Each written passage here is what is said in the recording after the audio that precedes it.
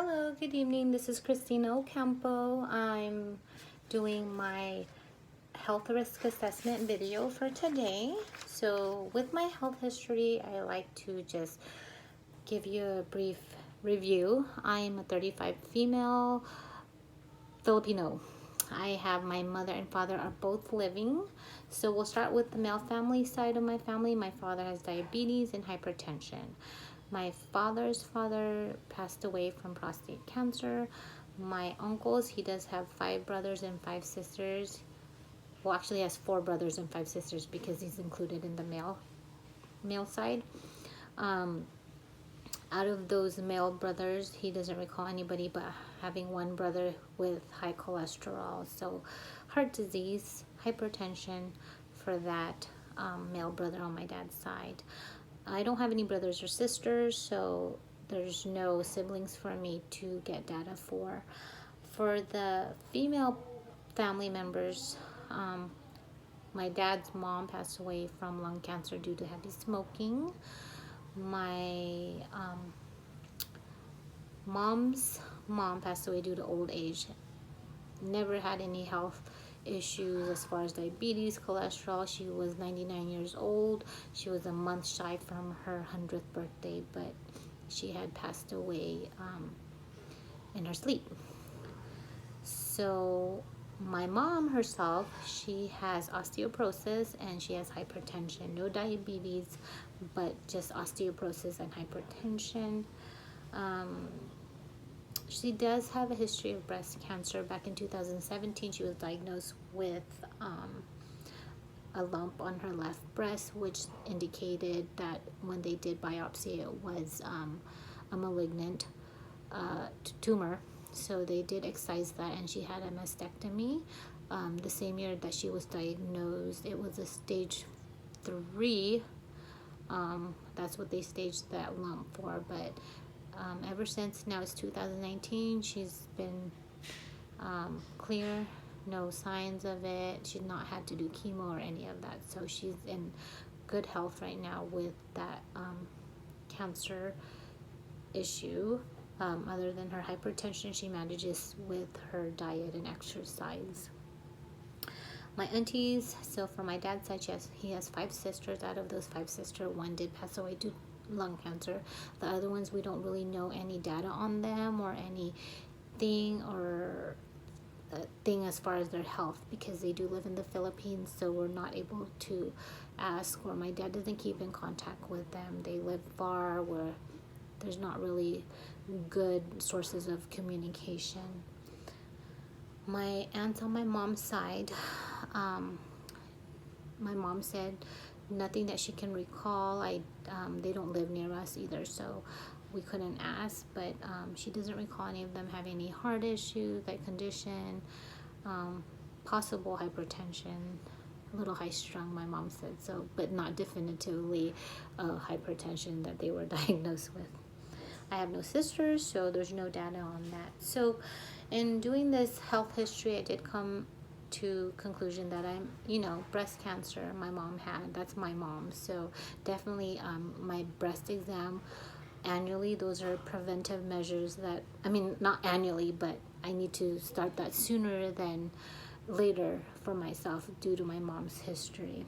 Hypertension and diabetes, those are pretty much a given for me, both male, females on my dad's side, and then male and females on my mom's side do predispose me to hypertension and diabetes. But I am taking care of that by properly having my annual physical annually and yearly, ensuring that my lab works and everything are coming back good. So one other intervention that I've done to do so would be my annual physical, my mammograms, my pap smears, and also preventive measures taken for my to prevent diabetes by monitoring my blood work. My A1C is highly for that. And then I also did my lab this year. I did have my physical in January 8th of 2019 before I started school. All those labs came back normal. My lab values were 55 milligrams per deciliters for my HDLs, 98 milligrams per deciliters for my LDLs. My triglycerides were 134 milligrams per deciliters, and all within the normal limit or standard limit that has on my results through my kp.org, which, because I'm a Kaiser member. My blood pressure has always been around the 127/76, which was my recent blood pressure reading with my pulse at 89. So 127 my systolic, and then 76 my diastolic. I did have a little scare of borderline hypertension when I was pregnant, but all of that has subsided, and regular blood pressure checks, monitoring my blood pressure, my sodium intake, and my diet has decrease that hypertensive aspect as of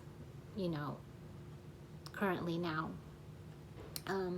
I do see my provider annually. Like I said, my last appointment was January 8th of 2019. Nothing of indication as far as my lab work, my physical exam that my doctor has done with me. The only thing she did worry about was my vitamin D levels were really low. I believe it was like at a 7 milligram. Let me see. I'm so sorry. Let's see. Like 7. I'm not sure how they measure. I think milligrams per deciliters as well. But don't quote me on that. We'll review that in just a second while my computer loads. But all of it, that was the only main concern that she did have, because it was really low. And she had even asked me, like, how are you functioning? Because energy level wise, why are you still standing? But it was pretty low. So here I'm pulling it up. My most recent one was at 9 ng per milliliters. So pretty low still, because it's stating here standard level should be at 30 to 100 ngs per milliliters. Pretty low, right? But I am, taking medications for that. She gave me like 500,000 milligrams for my vitamin D deficiency as of the moment, and we are still to follow over lab results. I don't smoke, never smoked, so I highly don't, I don't think I'm at a risk factor, but we always do think about secondhand smoke also, so that's all around me sometimes. So I do very mindful of my surroundings as well to prevent any of those issues. Everything else, my labs, not any concerns other than, like I said, my vitamin D. So for the medications I do take, the vitamin D, due to my vitamin D deficiency, is all I take. I don't take any other supplements because I just don't want to have any kind of interaction or any other issues when I'm not lacking any in vitamins or other supplements, like to help with my vitamin D other than what the doctor has prescribed for me. I don't have any medical conditions. As far as physical limitations, I don't. Basically, my limitation is me not wanting to do it, which I need to do because I scored really low on my exercise and fitness. I scored a 3, and that is moderate risk, right? Moderate health risk, because I'm not getting active. As far as nutrition, I scored a 7, which is still good, but there's still room for improvement. And definitely talking about my nutrition, I'm a nurse. We don't have the best diet, but we can change that. So intervention wise with my my nutrition intake, I need to prepare my food, stop going to drive-thrus, stop trying to make it easy, but it is what it is. So no exercise can compensate on my nutritional intake.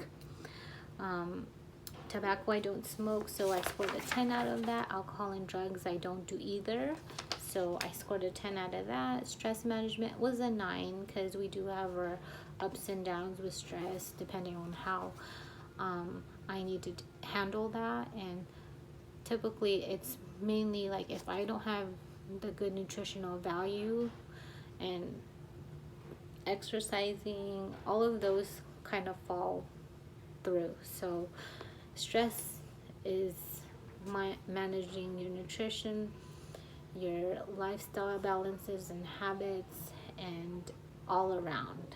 Okay, safety, definitely putting my helmet on when I need to ride a bike, or putting my seatbelt on, putting sunblock as much as I can. I do this for myself as well as my children.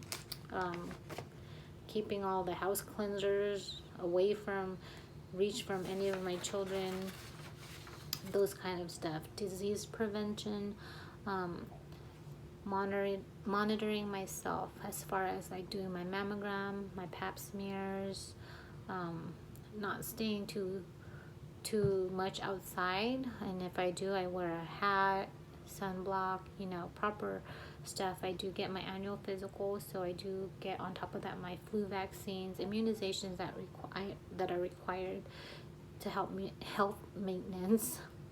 I'm married, no other sex partners, so none of those issues are indicative of myself. So overall, in analyzing these assessment, I found out there are still room for improvement for everything that I do. I am getting older. I'm 35. I mean, it may not be old as other people, but it is getting up there in age that I need to be more mindful of it. Like I was discussing about my vitamin D deficiencies, I can obtain those in like more dietly, like milk, from my nutritional book that we have for school. It's good for my bones, just to maintain good calcium content and support bone function. Those are stuff, that's why my doctor was concerned about like my vitamin D being so low because of how I was gonna how am I functioning, so vitamin D synthesis and activation, we get it from we can get vitamin D from the sun, from the diet. So those are some informations that I do have. As far as some stuff for my intervention or preventive measures for my diabetes, like I said, I would do my annual physical, blood work during those physicals, monitoring my A1C levels. Last time I checked was at like a 5.3, 5.7. So according to the American Diabetes Association, if your A1C levels between 5.7 and less than 6.5%, your levels have been in the pre-diabetic range. If you have an A1C level of 6.5% or higher, your levels were in the diabetes range. So those are some indications that I need to monitor. And I know Kaiser does have their own preventive measures, and I think it's 5% or 7% below they want you to be at, but still it is a predisposing condition that it runs in my family. So I definitely, those are some stuff that I need to take into consideration. As far as the hypertensive aspect of it, the American Heart Association does recommend physical activity, which obviously I told you I got a 3 out of that assessment. So I need to get more active. I need to get running, and I'm always saying, well, the gym is so hot and this and that, making excuses, but I love to swim. I'm a Cancer for my zodiac sign, and I love water. So swimming, I can do that. It takes pain off my joints. Finding other means of physical activities that I would enjoy other than just going to the gym, those are stuff that I can do to take a step into preventive measures as for my health risks. So I hope you've enjoyed my video and got more detail about my health. You have a wonderful and blessed evening.